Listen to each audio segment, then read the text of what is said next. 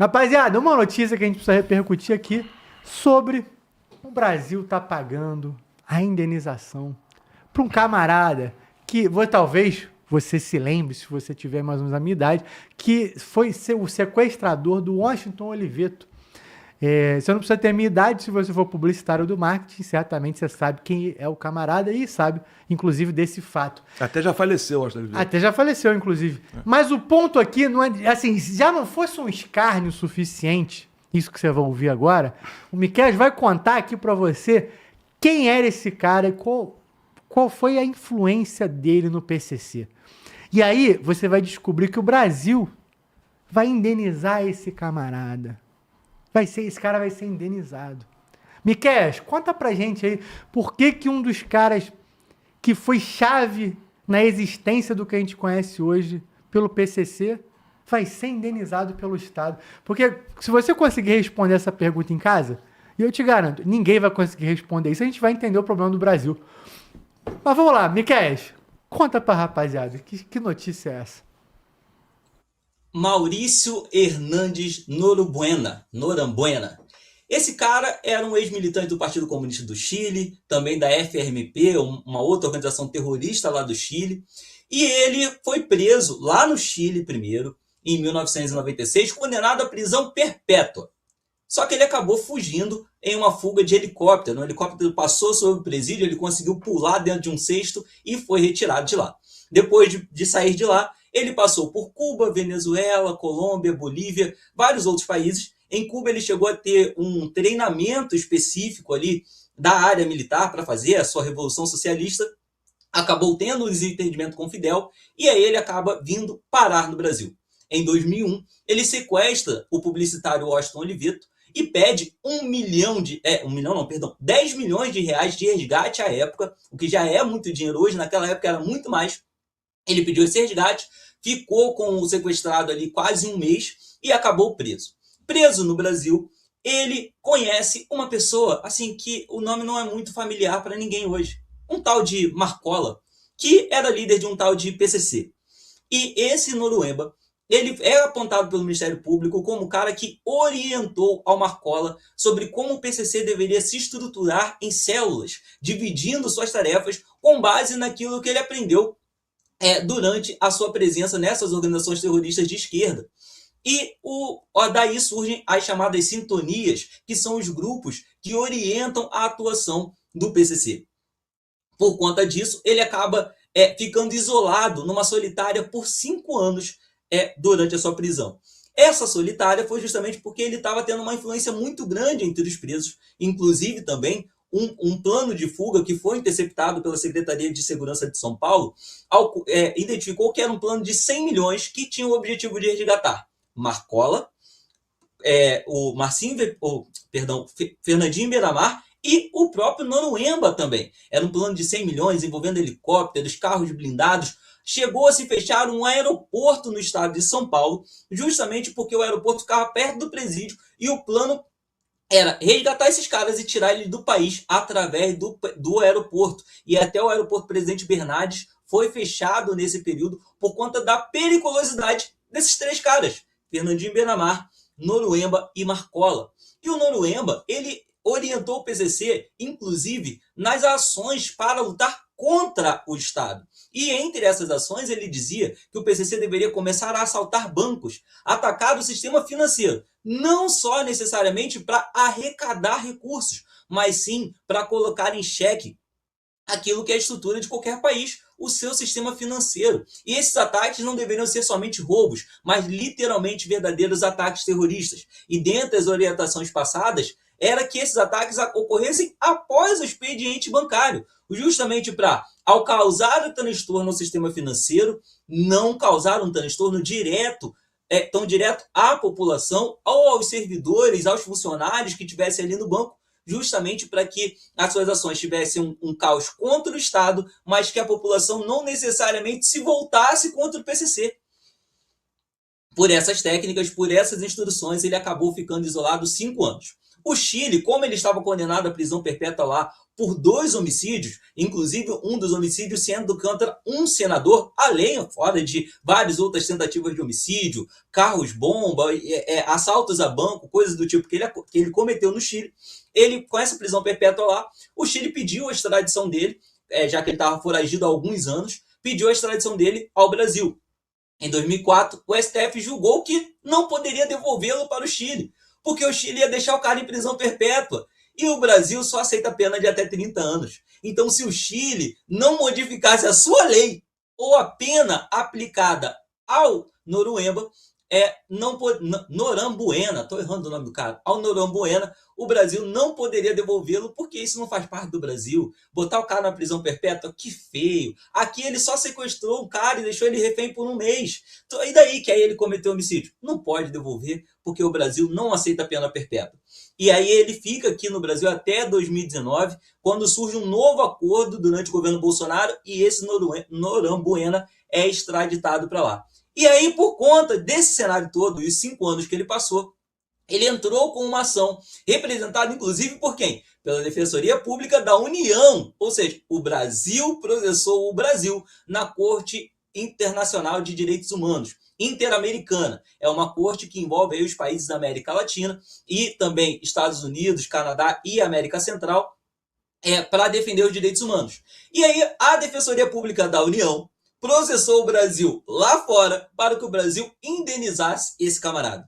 E aí, agora nós temos um presidente brasileiro frente a essa corte, um jurista indicado pelo Bolsonaro, mas que foi advogado da Lava Jato, advogado do PT e aluno do Gilmar Mendes no mestrado. Esse é o novo presidente, Rodrigo Mudrovich, que está à frente da Corte Interamericana de Direitos Humanos. E esse, durante o seu tribunal, durante o seu mandato, eles condenam o Brasil a pagar $10 mil de indenização a um assassino, terrorista, sequestrador, mentor do Marcola, porque em 5 anos ele ficou deprimido, desenvolveu ansiedade, pressão alta, por causa de 5 anos isolado em um presídio brasileiro.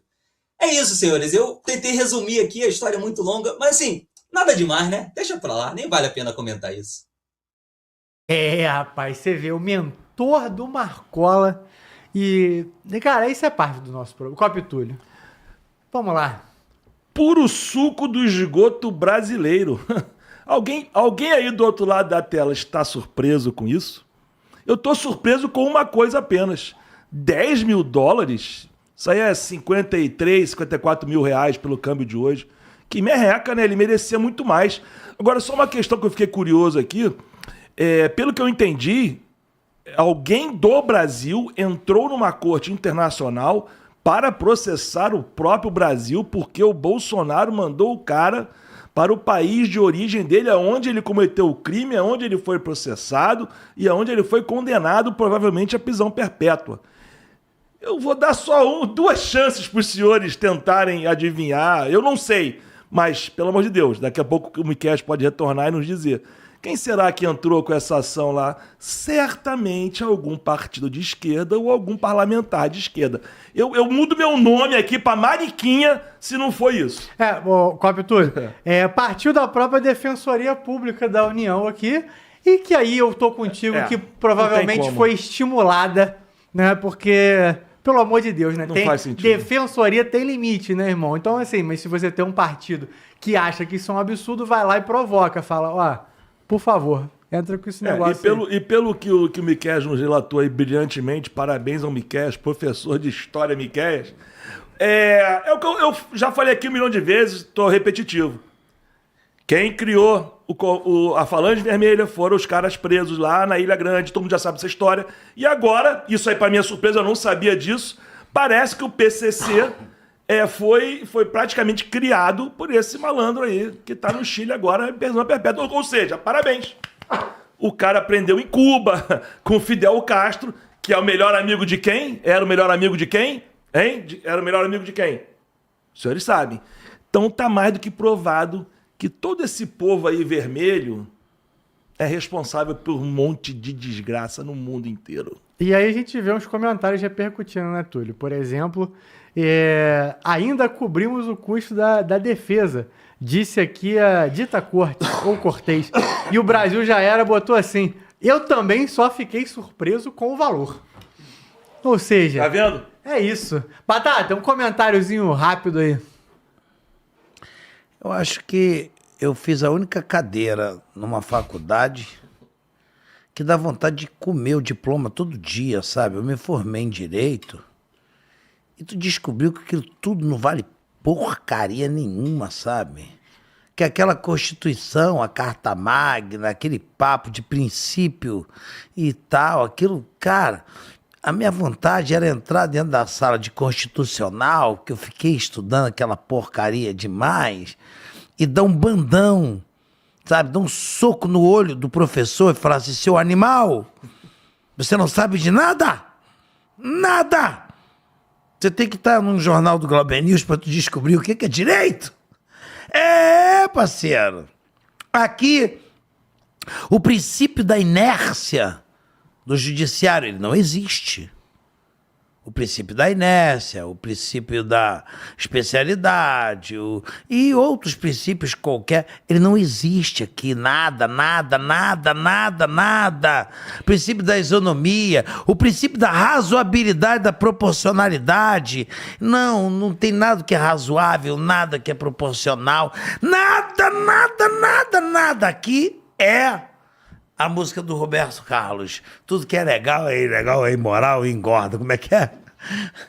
E aí vamos com essa brincadeira, com essa balbúrdia, com essa sem vergonhice, a gente assistindo essa merda tudo sentado e lutamos, pelo amor de Deus, que eu não vou esperar nada divino, porque é demais, mas vamos esperar que cada dia que passe a nossa população venha se conscientizar mais e mais e que essas discussões que nós temos aqui, ela, ao invés de vocês ter uma conotação diferenciada, mas não, é que realmente as discussões, a gente aflora a discussão para que isso aí vocês se conscientizem ou chegue a um resumo, a um nível de conscientização máxima para que a gente mude cada dia mais esse Brasil. Essa é a função.